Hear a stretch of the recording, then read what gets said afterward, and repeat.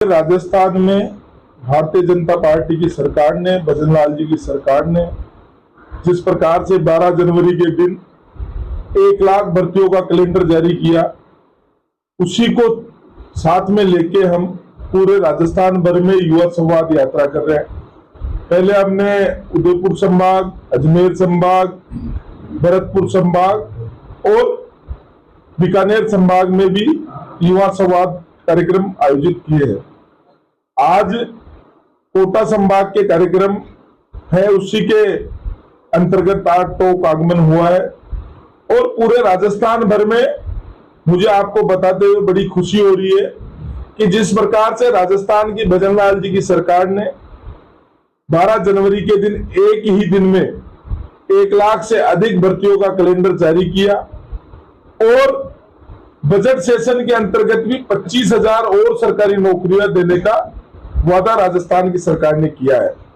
पिछला राज भी हमने देखा है, कांग्रेस के राज में किस प्रकार से पेपर लीक हुए, कांग्रेस के नेताओं के आरपीएससी के मेंबर तक उसमें गिरफ्तार हुए और पूर्व मुख्यमंत्री अशोक गहलोत के पीएसओ तक भी उसमें गिरफ्तार हुए। उससे लगता है कि किस प्रकार से लगातार 19 भर्तियों के पेपर लीक होना, राजस्थान के युवाओं को ठगना, किस प्रकार से राजस्थान में त्राहिमाम युवाओं के बीच में फैला हुआ था। लेकिन भजनलाल जी की सरकार ने पारदर्शिता के माध्यम से सरकारी नौकरियों का भर्तियां कर रहे हैं। पहले हम देखते थे जब पेपर रीट का पेपर लगता था तो पूरे राजस्थान भर में पूरा ट्रैफिक जाम की स्थितियां होती थी। किस प्रकार से कोई भी प्रतियोगिता परीक्षा होती थी तो रोजाना इंटरनेट बंद कर दिया जाता था, उससे आम लोगों को भी असुविधा होती थी।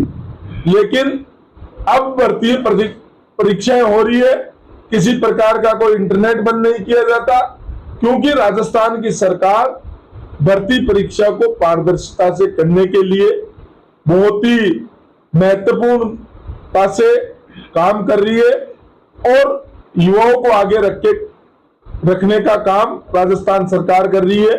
चाहे बजट के माध्यम से 1 लाख युवाओं को 10 लाख तक का लोन बिना किसी ब्याज के देने का काम हो, हमारे देश के प्रधानमंत्री और राजस्थान के मुख्यमंत्री जी स्टार्टअप को लेकर युवाओं से अधिक उनको कैसे सरकारी योजनाओं का लाभ मिले और राजस्थान सरकार किस प्रकार से उनके सहयोगी के रूप में काम करे, इसको लेकर काम। देखिए, हमारे राष्ट्रीय अध्यक्ष जी भी माननीय नितिन नवीन जी को 45 साल में राष्ट्रीय अध्यक्ष बनाकर भारतीय जनता पार्टी ने ये साबित किया है कि भारतीय जनता पार्टी में युवाओं का महत्व है।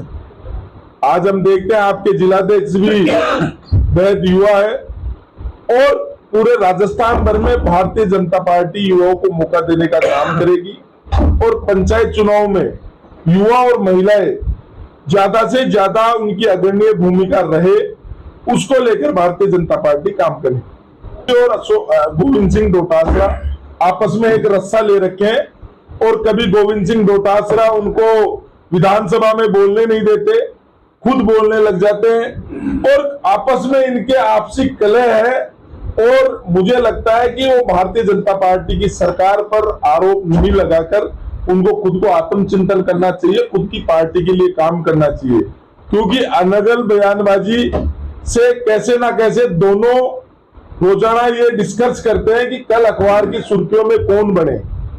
पहले दिन गोविंद सिंह डोटासरा कुछ बोलते हैं, दूसरे दिन टीकाराम जूली जी कुछ बोलते हैं, तो दोनों में ये कंपटीशन बना हुआ है कि किस प्रकार से अखबार और मीडिया की सुर्खियों में हम बने रहे, किस प्रकार से हाईलाइट रहे, इसी को लेकर वो काम कर रहे हैं। मुझे नहीं लगता कि जनता से जुड़े हुए कोई मुद्दे पे वो काम कर रहे हैं। देखिए, भारतीय जनता पार्टी हमेशा आमजन की चिंता करती है और भारतीय जनता पार्टी कहीं आपने देखा होगा कि किस प्रकार से बाल मुकुंदाचार्य जी का स्टेटमेंट का तो मुझे पता नहीं उन्होंने क्या बोला है, लेकिन अगर वो मांग कर रहे हैं तो हो सकता है सरकार उसमें विचार करेगी और क्या होता है हम देखते हैं। भारतीय जनता पार्टी के कार्यकर्ताओं की अधिकारी सुनते नहीं, कोई ऐसा नहीं लगता हमारे कार्यकर्ताओं की सब जगह सुनवाई हो रही है। आज भी राजस्थान के मुख्यमंत्री जी ने सुबह 11 से 12 बजे तक राजस्थान भर के कार्यकर्ताओं की जन सुनवाई करी। वो लगातार नीचे तक निर्देश देकर रखते हैं और हमारे भारतीय जनता पार्टी के कार्यकर्ता, जिलाध्यक्ष जी और हमारे जनप्रतिनिधि लगातार सक्षम स्तर पर बात करके काम करने का काम करते हैं। फिर भी अगर किसी अधिकारी का ऐसा रुख है तो उसको खामियाजा भुगतना पड़ेगा। देखिए, हमारे भारतीय जनता पार्टी में पूरी टीम बैठती है, पूरी टीम बैठ के निर्णय करती है, आपस में समावेश किया जाता है, कार्यकर्ता का बैकग्राउंड चेक किया जाता है और कार्यकर्ता कितने समय से कैसे काम कर रहा है उसको लेकर बातचीत करके सामूहिकता से निर्णय होता है। तो वो प्रक्रिया चल रही है और जल्दी भारतीय जनता युवा मोर्चा की टीम भी हम बनाने जा रहे हैं। उनकी पार्टी उनके साथ ही, मुझे तो लगता है अभी सचिन पायलट साहब कहां पर है, किस प्रकार से उनकी पार्टी उनका काम ले रही है मुझे तो नहीं पता। पिछली बार जब 2018 का चुनाव हुआ था तो उनके नाम पर बात करके किसान जातियों को गुमराह करके कांग्रेस की सरकार उनके नाम पर बातचीत करके भ्रम फैलाकर आई थी। उसके बाद में सचिन पायलट को अपनी ही सरकार के खिलाफ पदयात्रा अजमेर से लेकर जयपुर करनी पड़ी, अपने ही विधायकों को लेकर मानेसर बैठना पड़ा अपनी मांगों को लेकर। तो मुझे लगता है कि सचिन पायलट की कांग्रेस में ही अपने नेताओं से लड़ाई है और वो अब कहां तक पहुंच पाएंगे वो तो कांग्रेस पार्टी तय करेगी। लेकिन उनके लिए मुझे लगता है अभी भी कांग्रेस में संकट है, क्योंकि जो और नेता है उनमें और आपस में इनके पटरी बैठ नहीं पा रही। ये तो मुझे नहीं लगता आगे क्या होगा, मुझे पता नहीं था। लेकिन सचिन पायलट के लिए पिछली बार कांग्रेस ने जो किया वो जनता भूली नहीं है और राजस्थान की जनता अब समझ चुकी है, क्योंकि सचिन पायलट भी कुछ नहीं कर पा रहे हैं और कांग्रेस सरकार भी कुछ नहीं कर पा रही। भारतीय जनता पार्टी की, भजनलाल जी की सरकार बहुत ही मेहनता से, बहुत ही अच्छा तरीके से राजस्थान में काम करने का काम कर रही है। पिछली बार जो सचिन पायलट ने मांग करी थी वो भी भजनलाल जी ने पूरी करी है। उन्होंने पिछली बार मांग करी थी कि पेपर लीक के माफिया जेल की सलाखों के अंदर होना चाहिए, उसको पूरा किसने किया? राजस्थान की भजनलाल सरकार ने किया।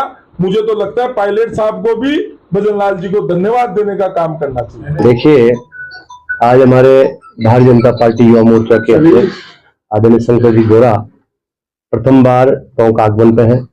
हमारे युवा मोर्चा के और भारतीय जनता पार्टी के कार्यकर्ताओं ने अलग पौड़े बिछा करके और निवाई से लेकर टोंक, सांड, देवली तक पूरे जिले में आपका स्वागत सम्मान हम लोग कर रहे हैं, क्योंकि आदरणीय शंकर जी ने लंबे समय तक संगठन में काम किया, विद्यार्थी परिषद से लेकर, और एक एक कार्यकर्ता के बीच में आपकी पकड़ है। इस समय सब कार्यकर्ता का सम्मान करें। और आज भारतीय जनता पार्टी कार्यालय पर हम सबने हमारे युवा मोर्चा के कार्यकर्ताओं से संवाद किया है। संवाद के माध्यम से अभी सरकार में युवा मोर्चा के कार्यकर्ता की जिम्मेदारी अधिक बढ़ती है, क्योंकि आज हमारे मोदी जी के नेतृत्व में 2047 का विकसित भारत युवाओं के दम पे आज पूरी दुनिया में भारत का युवा वैज्ञानिक, कहीं डॉक्टर, कहीं अच्छे पायलट्स के रूप में काम कर रहा है। और हमारे भजनलाल जी के नेतृत्व में आज किस प्रकार से युवाओं को नौकरियां मिल रही है, आज युवा नौकरी देने वाला युवा बन रहा है, न कि नौकरी लेने वाला बन रहा है। इस प्रकार से युवाओं की जो महत्वपूर्ण भूमिका है, किस प्रकार से भारतीय जनता पार्टी का सिद्धांत अंतिम कड़ी में, अंतिम कड़ी में बैठे व्यक्ति को योगदान होना चाहिए, उस व्यक्ति को सरकार की जन कल्याणकारी योजनाओं का लाभ मिलना चाहिए। हम सब कार्यकर्ता, हमारे युवा मोर्चा का कार्यकर्ता जहाँ गाँव ढाणी में बैठा है, तो एक एक सरकार की योजना से आमदन को कैसे लाभ पहुंचे, इन सब विषयों को लेकर हमने चर्चा की। देखिए, भारतीय जनता पार्टी एक लोकतांत्रिक पार्टी है। यहाँ छोटे से छोटे कार्यकर्ता का सम्मान है। हमारी पार्टी की कोर कमेटी है, हमारे प्रदेश अध्यक्ष है, प्रदेश का नेतृत्व है, जिले के में सामूहिक हर विषय का निर्णय होता है। हम सब चर्चा करेंगे। जो भी अच्छा कार्यकर्ता काम करना चाहता है, काम कर रहा है, तो निश्चित रूप से अच्छे कार्यकर्ता को जिले में भारतीय जनता पार्टी 24 घंटे संगठनात्मक रूप से मजबूत है।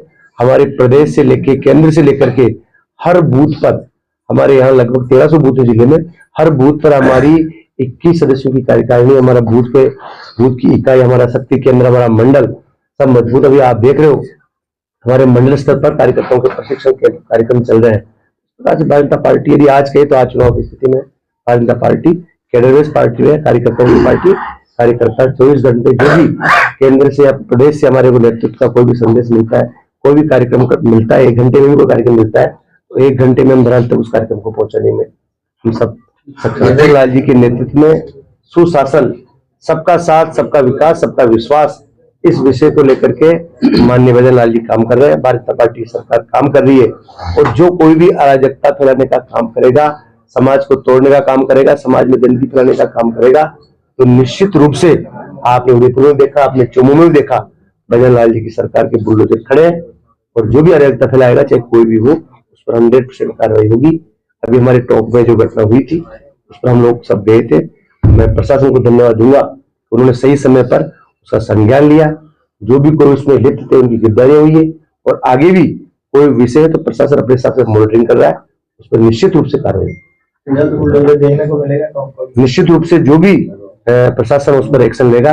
और जो भी ये विषय है, हमने भी आपको पहले मीडिया के माध्यम से बताया था, कोई भी अतिक्रमी है, कोई भी है तो उस पर नगर परिषद ने भी और हमारे विभाग ने भी उनको चिन्हित किया है और जो भी विधि सम्मत उन पर कार्रवाई